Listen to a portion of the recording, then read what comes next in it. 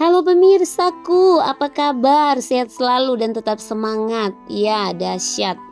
Nah pemirsa, ini saya sedang meliput area gereja. Saya melihat-lihat ini sudah ada rumput-rumput yang hijau di area di dalam fondasi. Bahkan di dia punya fondasi ini sudah tumbuh rumput lumut-lumut ini. Oh haleluya, dahsyat.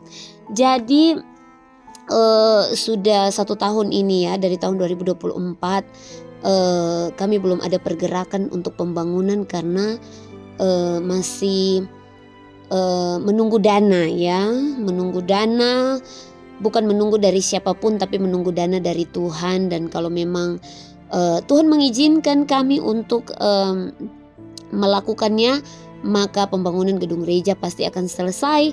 Dan seperti saya menyelesaikan fondasi itu, saya memimpin jemaat menyelesaikan fondasi itu dengan dana di tangan 2 juta. Dan landasan fondasi ini adalah landasan 2 lantai.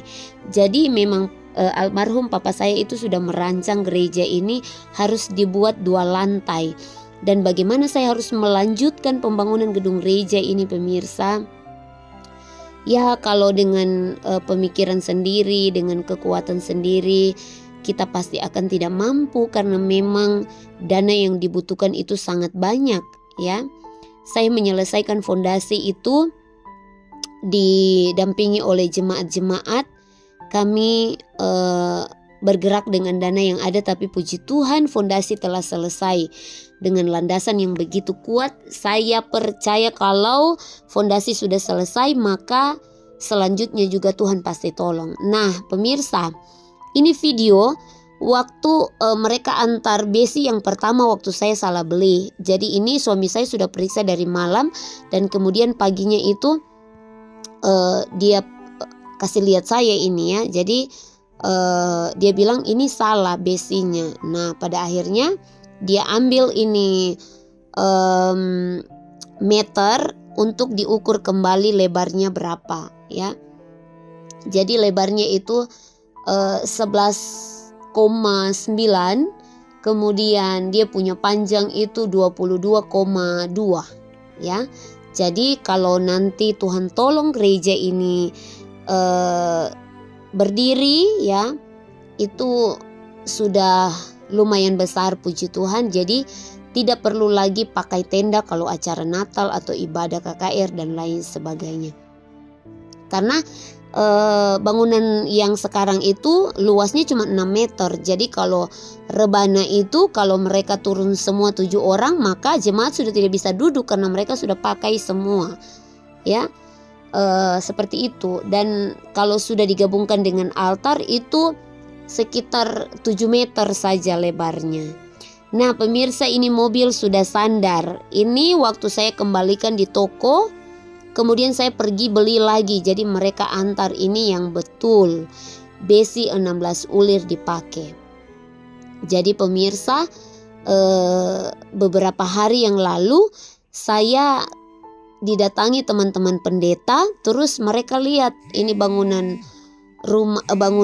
gereja ini, dan ini dia punya fondasi ini, dia punya tiang ini yang berdiri ini itu pakai besi 13 ulir.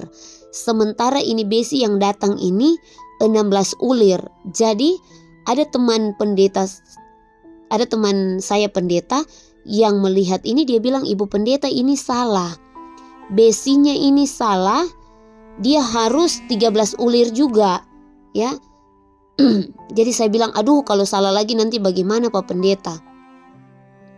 Jadi ternyata dia bilang nanti susun dia punya behel itu kasih padat ya, dari bawah itu dari 1 meter itu naik itu kasih padat. Jadi ini pemirsa, jemaat sudah mulai bekerja. Pada minggu pertama saya ambil video ini di akhir bulan Januari kemarin ya. Jadi ini mereka mulai bekerja, potong dia punya besi, kemudian mereka mulai ikat, mereka mulai anyam, dan mereka berbagi tugas. Ada yang bikin dia punya behel, ada yang ikat-ikat. Jadi mereka berbagi. Nah ada yang anak-anak muda, ada yang bapak-bapak muda juga ya. Jadi karena ada sebagian yang pergi ke luar kota untuk bekerja, jadi yang ada saja yang bekerja. Nah, di sini itu di meja tadi ada piring-piring, dan tadinya itu sebelum mereka bekerja kami sudah makan siang bersama. Dan ibu-ibu juga menyediakan kopi, teh ya, walaupun kami tidak semua yang datang, tapi ya yang ada yang bergerak, dan puji Tuhan ya. Beberapa hari yang lalu juga yang saya sudah kasih tahu di video bahwa saya pergi beli besi karena ada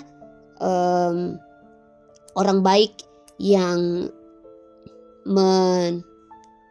berdonasi untuk pembangunan gedung gereja sebesar 1 juta, dan saya sudah tambahkan beli besi ya. Jadi ini yang mereka kerjakan, ini besi yang waktu pertama saya beli yang di toko salah, terus saya kembalikan. Nah, ini mereka kerjakan. Ada beberapa bapak-bapak dan anak-anak muda, bapak-bapak muda, mereka mengerjakan dia punya tiang-tiang ini ya. Jadi memang mengerjakan ini tuh tidak semudah yang kita pikirkan, karena mereka harus potong besi, mereka harus bengkokan itu dia punya behel-behel itu untuk dikaitkan di tiang, untuk diikat di besi-besi itu yang berdiri.